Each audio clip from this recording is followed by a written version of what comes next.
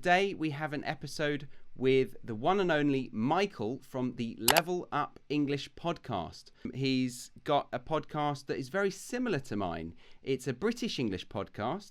It's relaxed. It's sometimes a one-man show and sometimes interviewing people. So yeah, it's a very similar situation. He's from Cornwall, but apparently it doesn't sound like his mother. His mother is very Cornish, apparently. So yes, without further ado, let's hear from Michael and hear how he is today. How are you doing, Michael? I am doing really good. A little bit sleepy in the morning here, but I'm honoured to be a part of your podcast, so thank you for inviting me. Wonderful, wonderful. Thank you very much for coming on the show. For this one, we're going to do some deep dive into Michael's life, because we're going to do part 1, British childhood memories. Part 2, we're going to do British teenage memories. And then part 3, being a British adult. First one, we're going way back to when you were a wee bubba. And the first question I've got for you, Michael, is what is your first memory? Yeah, I love this topic, by the way. I can't believe I've never thought about doing it myself. But the one that I can think of is me and my brother playing in the woods, visiting my great aunt, I believe. And I think that was when I was 4 years old. So it's quite a while ago, but that's the earliest thing I can think of. And I have created a worksheet for you to access for free that covers some of the vocabulary and definitions in this video. If you would like to access it, all you need to do is click the link in the description box. You enter your name and your email address, and then you will immediately get access to a bunch of free resources I have taken a long time to make for you. So click that link in the description box that says free worksheet, and you can enjoy that whilst consuming this episode. This must not happen nowadays with kids with digital stuff. I went to a friend's house who lived kind of on a farm, but it was just like random fields, and we dug a hole, and then because of the grass in the way that it kind of fell out in your hands when you picked it up, it would be like a ball or a clump of soil and a bit of grass, and it was a perfect like throwing grenade. and we loved it was like a snowball but made of mud, and it had a handle, so it was like a perfect throwing device, like a sling. Yeah. So your great auntie, did she give you fond memories when you were a baby? Yeah, she lives in Poole, on the south coast of England, and for some reason I always really enjoyed going there. I don't know quite what it was. It was kind of like a little holiday, and I don't think we really did anything special. It's just like a new environment, a new place to go. Yeah. It was just a very ordinary trip. It just really good memories for some reason.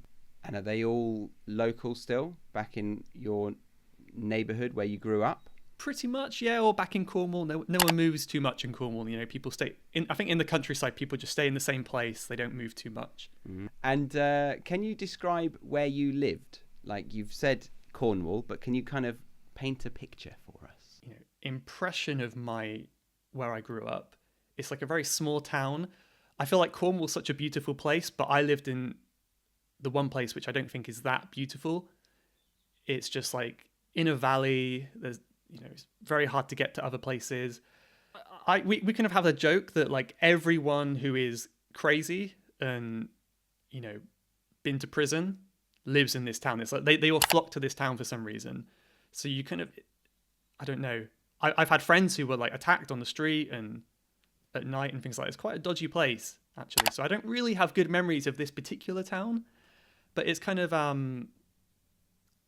it's East Cornwall, surrounded by countryside, but the town itself is not nice, in my opinion. In primary school, I'd like to know if you share this memory. After lunch, we often did PE, which didn't really make sense because you're exercising on a full stomach. Where did you do PE in the school? I mean, sometimes outside on the sports field, but mostly it was in what we call the assembly hall, which was kind of, I guess, the multi-purpose room for PE, lunch, and large meetings, assemblies, all that kind of stuff. Yes, that's where we did it. And it was a marble floor, and we did it in our bare feet, and we'd run around excited to let off some steam, but you'd then step on some things. Did you ever experience this? Stepping on... like food? Yeah. I don't remember. Maybe I did. I've got a memory. This is a bit of a different one, but I think it might be an interesting one. I've got a memory of when I was in reception, which is, it's like the year below year one, right? It's like when you're 4 years old or 5 years old or something. Yeah. I peed my pants in that hall. Did they end up calling you something horrible? We rudely interrupt your viewing experience because you absolutely have to get our brand new free ebook and audiobook that will help anyone dramatically improve their IELTS speaking score. Click the link in the top right corner of the screen now, or find it in the description box below. Back to your viewing experience in 3, 2, 1. I think I was young enough. I mean, this was pre-teenagers. It was very young, of course. So I think I was young enough as to where people forgot, like their brains weren't developed either, so they kind of just forgot about it. Yeah, I don't remember any consequences of that really, apart from embarrassment. Yeah, I can imagine you turning around saying, "Guys, your brains haven't developed yet. You'll forget this. It's fine." Like, as if I was the only one who had a developed brain and like they didn't. Yeah, you had a very developed brain, but not such a good bladder control. Yeah, exactly. Cool. All right. Well, we're going to go on to your teenage years, see how traumatizing they were as well into part 2.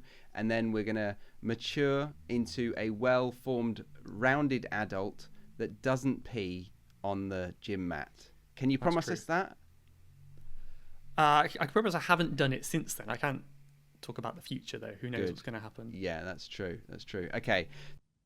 So, if you wanted to listen to the full conversation, you can easily become a premium podcast member and get access to all parts of this conversation. And if you want to join a bunch of passionate learners and want to get a good grip on British culture in the most fun and effective way, then head over to thebritishenglishpodcast.com and join the Academy.